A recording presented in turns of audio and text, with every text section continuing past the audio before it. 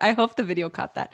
Hello, everybody. Welcome to a special edition, special end of the year edition here at Radically Loved Radio. It is just Tessa and I this after what We're time is it? yeah, Morning? we're so close to afternoon. Well, on the Pacific Coast, 11:53 a.m. Yeah, Pacific time. exactly. And you guys are listening to this whenever you're listening to this. It is after the oh shit, no. Just kidding. Merry Christmas if you're celebrating Christmas.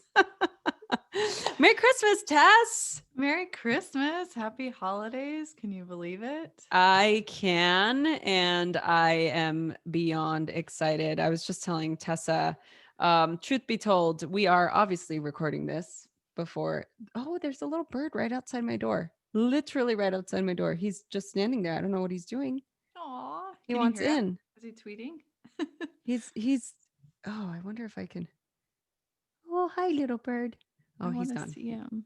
I know. I wish I could have turned the Hello, camera. goodbye. Yes. I've clocked out. Have you? I'm close.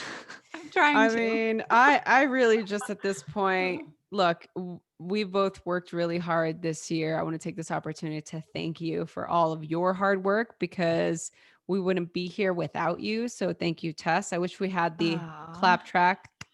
my pleasure. I love working with you. I love working with you. I couldn't do it without you. I really could not. Everybody, those of you out there, especially those of you that are entrepreneurial, find yourself people that you can work with where you can grow together, where you can be honest and you can have the same vision and help each other get to a place where you feel really good about what you're doing every day, because I Mm, think that's important. yeah. Don't you think? Oh my gosh.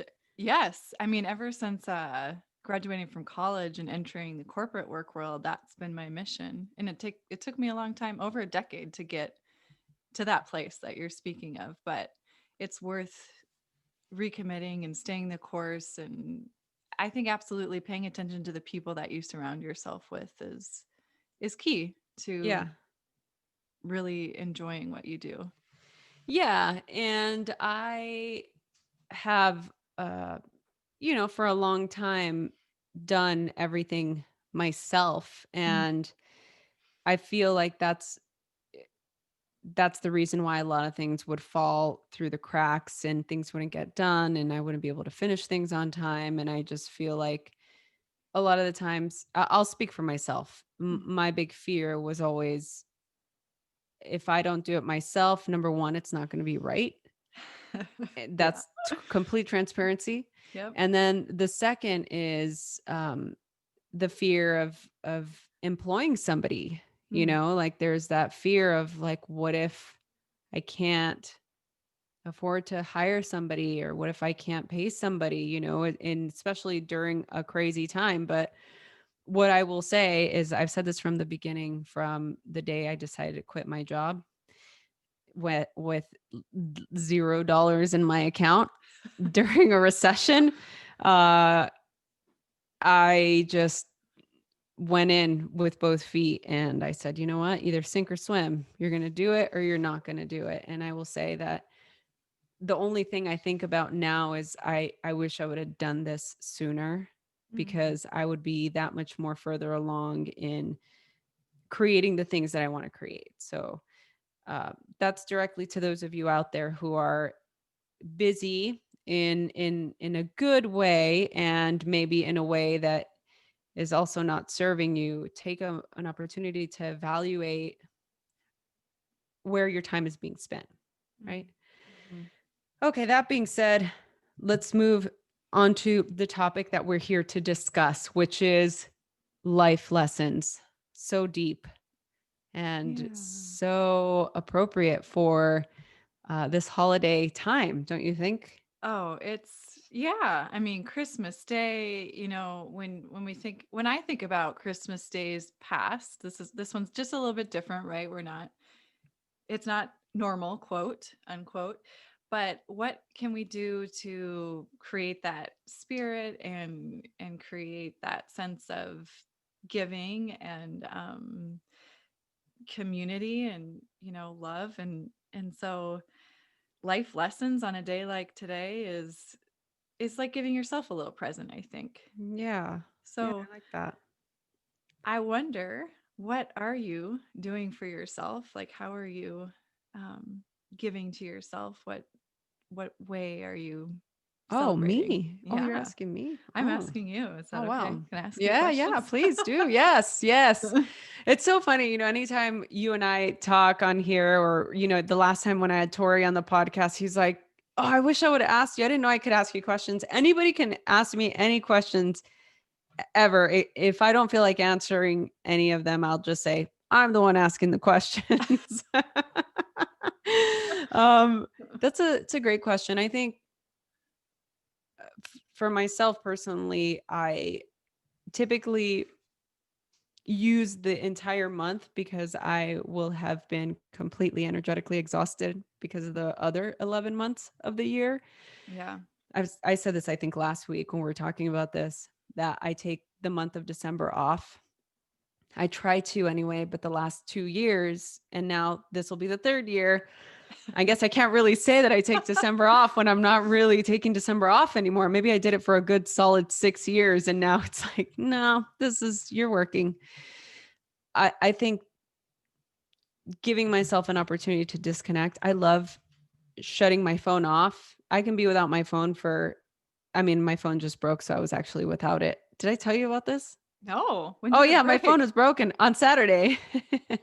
Oh, I was shoot. texting with my computer, so you didn't really know, but Okay. Yeah. but it was nice to not have my phone. Yeah. And I went to the grocery store, and I picked up some packages from our mailbox and came back home and was just painting and reading, and it was just so nice. So for Mhm. me, I think that self-care looks like disconnecting from technology.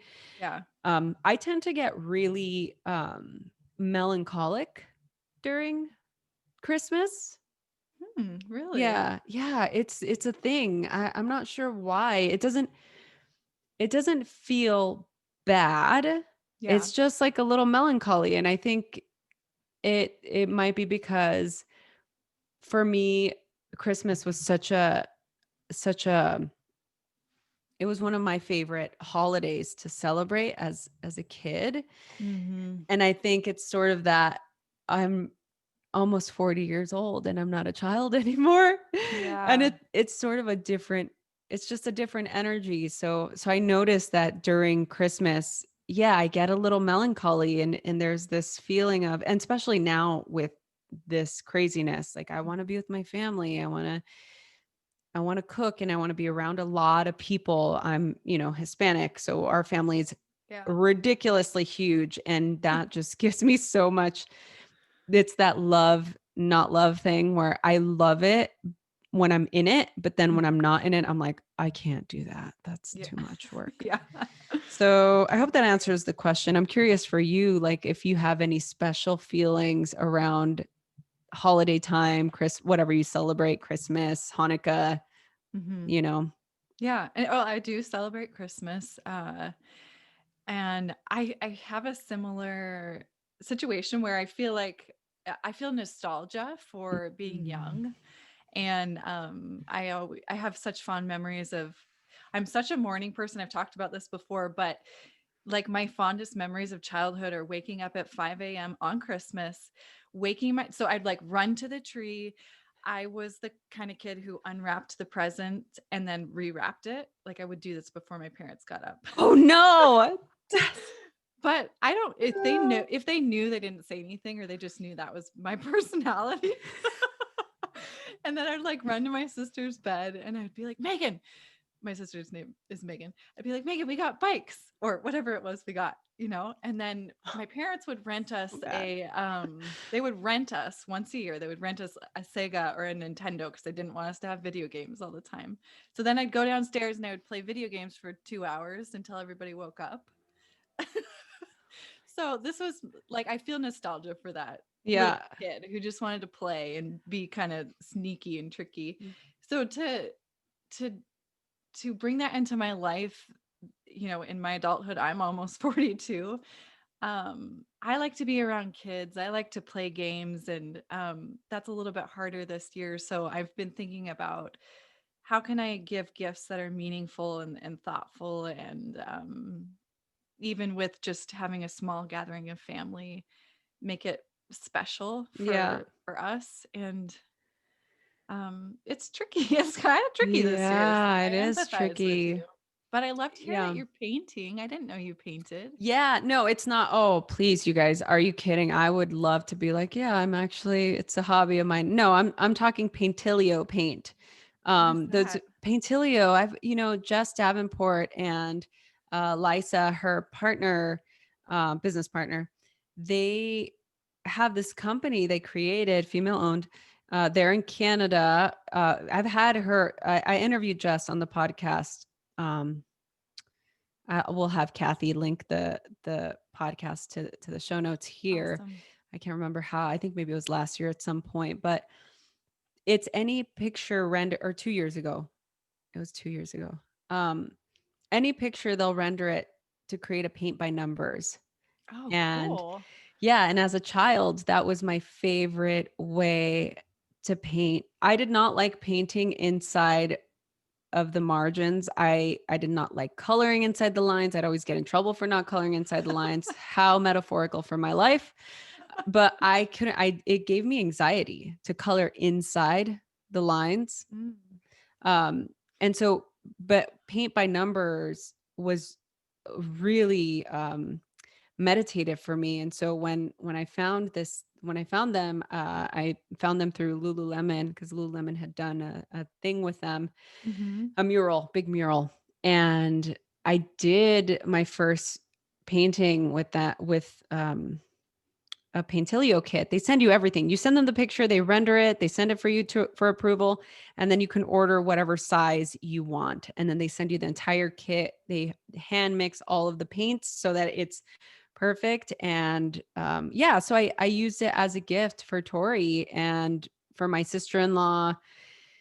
And then so this year I'm actually by this time Tori already knows what it is. He won't listen to this, but I got a picture of Chewy, my little boy, Aw, my baby. And precious. yeah, and so I'm almost done painting him. Actually, by the time you're listening to this, it's already done, and I'll post it on my Instagram stories. I've been doing time lapse video, but yeah, it's so meditative for me. For Mhm. anybody who doesn't feel like they are, you know, paint capable, um, it's a really great way to do it, and I would really recommend it. It's very for me, it like allows me to fully immerse myself into a tactile experience that Mhm. I need in order to calm. I put some Adam Hurst in the background Oh, and I'm just painting. That's what I was doing. That's what I'm going to do today after we're done recording. I told you about that yesterday, yeah, but yeah. yeah. Oh, that's so cool. I love Yeah, that. you don't have a activity. You write poetry. That's what I you do. do. Yeah, well, I love writing poetry, of course. I also love to knit. That's really meditative for me. Uh, but I have to be focused, and then I start to feel like I have a little bit of arthritic Arthritis. grandma hands. So yeah, poetry. Hey, speaking of poetry, have you heard of this book? This isn't really poetry, but it's called The Book of Awakening by Mark Nepo. Yes. And actually I feel like I just got it.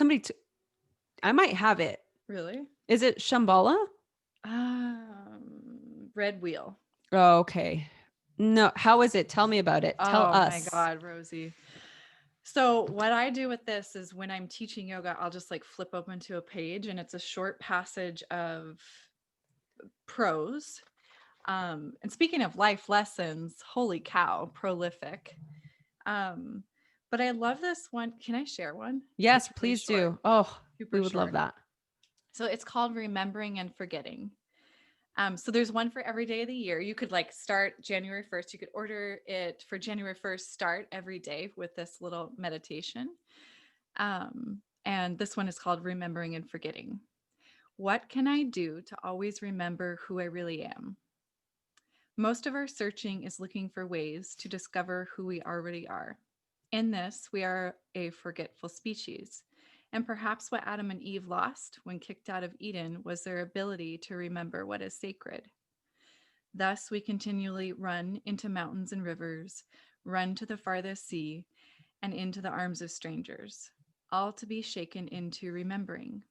And some of us lead simple lives, hoping to practice how not to forget. But part of our journey is this forgetting and this remembering. It is a special part of what makes us human. So, what can we do? Well, it is no secret that slowness remembers and hurry forgets, that softness remembers and hardness forgets, that surrender remembers and fear forgets. It is beautifully difficult to remember who we really are, but we help each other every time we fill the cup of truth and hold each other up after drinking from it. Isn't Oh, that beautiful? so Um, deep. and then he'll, after that, there's like a little bullet point of a guided meditation that like you could record for yourself to listen to. But yeah, that's, you know, life lessons right there. Being able to, Yes. Oh, that's so good. We should have Mark on the show. that's exactly what I was thinking.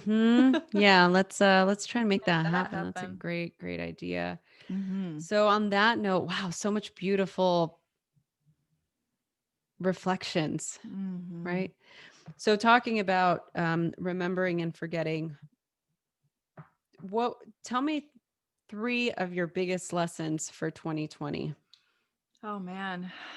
I realized that all the things that I was running around doing, kind of the frenetic to-do list wasn't as necessary as I thought it was. As I stopped driving back and forth town like a ping pong ball, and sat a little bit more still and just, stayed home more, I realized that that was enough, that things, opportunities would still come my way. I didn't have to try so hard, I think, and things still continue to just come my way. Opportunities kind of, maybe I'm lucky in that way that things fall in my lap, but I do believe that the universe is on my side, and that if there's something that I need to come to me, it will. So that's one thing that 2020 has taught me. Another thing is that I this is kind of silly, but I don't like to share food. And I Oh, I got an addendum to that. Continue. okay. Good.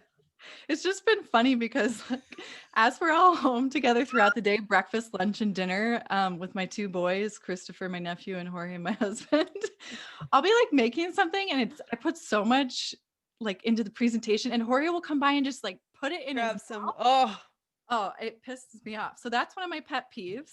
Learn something about myself. The third one, let's see. I'm just continually exploring eating, and I mean food's a big topic in my life. So I've been exploring a lot of different modalities of eating, like the clarity cleanse and yep. fasting. I've signed up for do fasting. So I've been exploring like, oh, maybe I don't really need to eat as much as I think I do, or as Hmm. often as I think I do. So I've been learning about that and my body type. It's been interesting. Wow. What's your addendum? Wow. Oh no, I also don't like sharing food. Um not I mean I will make food. I will buy you your own whatever it is that you Exactly. want. Yes. I just don't like people taking things from my plate or my stuff. It's like it depends what most of the time I'm like, it depends what kind of mood I'm in. Honestly, it's rare when I'm in a good mood and I mean in a mood enough to share. Like if we're sitting and I asked Tori if he wants some water, he says no, but then we're sitting down, he takes a swig of my water. It freaks me out. I get so angry. I'm just like, what the I just told you, like I just asked you if you wanted water and you said no. Why are you drinking my water? I don't know. I know that that means something. I'm not gonna get in too deep with it, but it does have to do with uh, a sense of security. Mm. Mm. Okay. Because obviously, if we think about it, even in yogic terms, okay, food is related to our physical body, and that's our survival. So it's root chakra. So it's agitating. That's why you can be so reactive. If there's a lack, when was there a lack? Was there a lack growing up? Did you have to share with the sibling? Did you not want to share? That kind of thing. Absolutely. So yeah, so a lot of that I think comes down to a visceral reaction to an impression or a samskara that is there from before, whatever. But I think Yeah. it's really interesting. So yeah, I'm the same way. I don't like that at all. Uh, um, I think one of the biggest lessons I learned, um, biggest actually for me this year was that I can work from home. Mhm. Um, those of you that know just my story and just the last couple of years since I've been doing the podcast, like traveling is such a huge staple in my life, my business, my income, and my association with being home was I'm not working. When I'm home, I'm home, I'm resting, I'm maybe doing a little bit of work, maybe I'm planning, but it's most of the time it's fun. It's fun time. I'm home. It means I can lounge around and watch TV all day long and eat popcorn and do nothing, not take a shower, stay in my PJs all day, that kind of thing. And so I had this belief that in order for me to actually do work, I needed to be outside of home. And I learned that that's not the case. I was able to actually untrain that part of my mind where it was hard. It was really hard, but I just had to, I created a schedule and I just had to stick to it. Even if I didn't get anything, I'm going to do air quotes, productive throughout the day, it still put me to task and it still alerted my mind, my body, like, hey, it's work time. Sit Mhm. down, get on the computer for a couple hours, do some writing, do a couple of interviews, whatever it is that we're doing, and then clock out a certain time. Then I can go inside. So I learned that. Um, Another thing that I learned was that it doesn't matter how long you've been doing any of these modalities, different practices, you can still be human and be an asshole and Mm. still have meltdowns and still go into depression and still have anxiety, all of the things, where, a lot of my adult life in the last few years has been about really embodying the things that I love to teach and the things that I love to learn. And it's so refreshing to know that I'm still fucked up. I mean, in the sense of just being human. I mean, by no way do I have things figured out, and I often see my defects of character, and I always strive to work on the things that aren't serving my highest good, but I learned to actually accept that this year as opposed to just bypassing it and saying like, "Oh, it's fine. I'm just tired. Yeah. I'm just hungry," or Yeah. whatever. It's like, "No, maybe you're just having a growth spurt." Mm. Um yeah, and the third thing was uh that change and transformation is highly uncomfortable Mm. and it doesn't feel good at all. I imagine anytime something grows from the ground, that to the ground it grows around is a visceral and aggressive endeavor. Mhm. So I'm going to assume that whenever that happens to us, our internal landscape, I mean, doing the clarity cleanse, I think has been one of the biggest things for me too. Just getting healthy and sort of reclaiming my body back from, yeah, like just wanting to be healthy to get pregnant the last couple of years. That was a huge, um, the huge basis of why I wanted to be healthy. Everything I did was, oh, this is really great for fertility, or this meditation is good to communicate with your spirit babies, and I'm going to meditate on having a pregnant belly and I'm going to do all of the things and have it not actually happen was extremely upsetting, Mm. you know. And I think the biggest lesson for me this year with this still in this process was to really inquire what my reasoning was and to really I hate the word surrender, but I also love it because Yeah. it's this cognitive dissonance I have with that word, but it truly is an exercise in surrender of my attachment to what I think my life should look like. And instead going in deeper and asking myself the true and real questions of why I actually want to be a mother. And Mm. and in fact, dissecting that further and really excavating what that means to me. What does mothering mean? And what does mothering another person mean? What does mothering myself mean? And that in itself, it just changes the whole dynamic of why I want to be healthy and why I want to take care of my body and why I want to feel good. And it also really alleviated a lot of this sort of self, yeah, like self hatred I had that I didn't know I had to my body not functioning the way that I thought it should have been functioning, right? Yeah.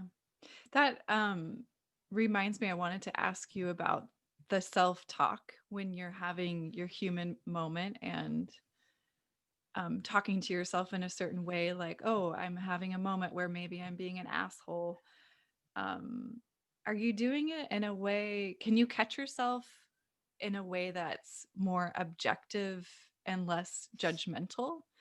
How is that self Hmm. conversation? Yeah, I think it depends.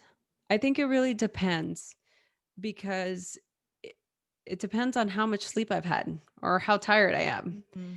Because if I'm really exhausted energetically, then I can't really catch myself. It's just happening without it's what the it's our amygdala, like it's the reactionary, like Yeah. visceral experience of just it happens before I could even think about it. It's just a reaction. Um, but when I'm more conscious, Mhm. yeah, I can observe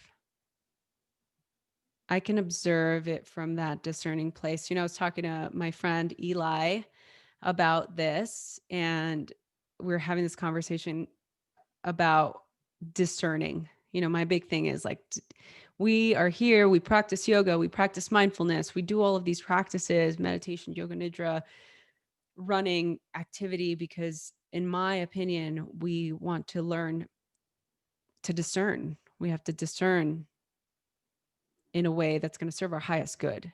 Yeah. And his prose was, you know, we have two voices in our heads, right? We have Mhm. when we're trying to discern whether I'm going to say something that's a real dickhead move right now. If you even um, have the foresight if you to even have the foresight, I'm going to yeah. really just go off the deep end right now. And there's the two voices, one that's saying, fuck it, do it. Who cares? And then the other voice that's like, it's kind of a dick move. You don't really want to say that. Maybe avoid saying that. But then he said, then there is a third. Mhm. And the third is that wisdom, that wise voice or energy that is ultimately the one that's watching this entire scenario. Mhm. That so it's not a choice of doing what's right or doing what's wrong. It's really a matter of how can you how can you observe this situation from a wise place, Yeah. from a place of wisdom, and truly a place of discerning. So in saying all that, yeah, no, I sometimes don't catch myself.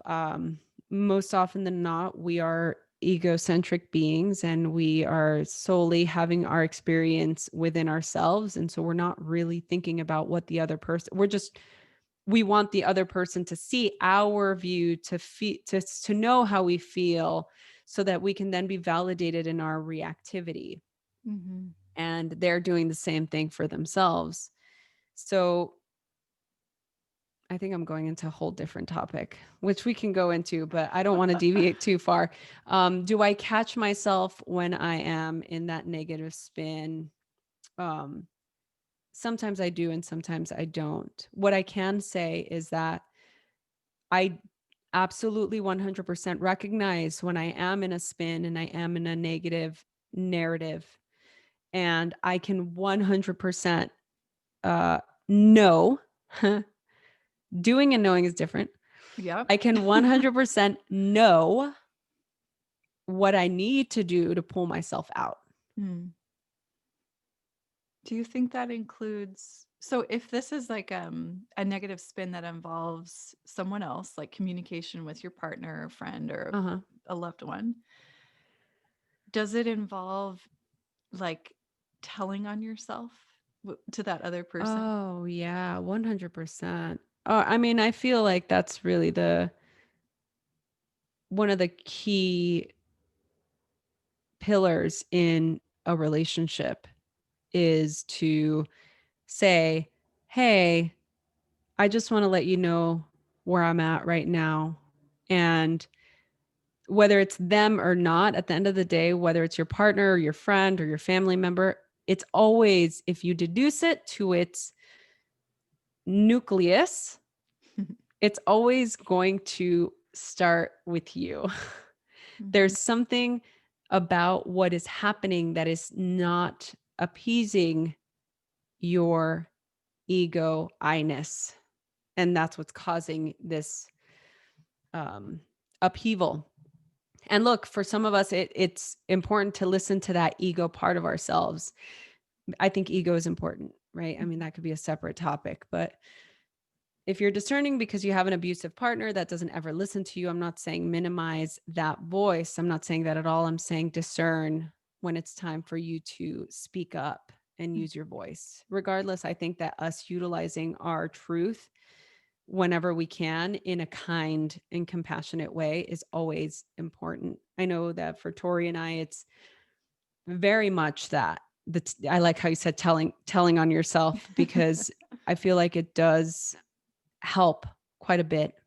I can recognize when I am in a state, and it could be something so innocuous Mm-hmm. that he might say or not say. And it could have to do with I'm on the computer and I just saw a post on Instagram, or, you know, another baby announcement or whatever. And he can just be like, "Hey, do you want me to make you some breakfast?" Mm-hmm. And I can be like, "No." Or something where he's getting a reaction. He has no idea what's going on in my mind. And that can just set me off to be irritated, because that energy needs to be expressed one way or another. Our Yeah. emotions need to be fully realized in order for them to have a complete cycle, or they're going to live inside your body. Yeah. Yeah. What do Not a you fun. think? I Not think fun. No, not not a fun. not a fun thing. No, that's absolutely true. I agree. And it's a practice that uh it's a hard practice to do. Speaking of being uncomfortable in your body and becoming aware of your ego, such a humbling practice to it. I've had a lot of practice in the past 3 years with my nephew moving in with us. He moved in when he was about 15. Now he's 19, and he I've had to apologize and say, kind of like humble myself before him, Mm, and always trying to discern, well, who, is this appropriate?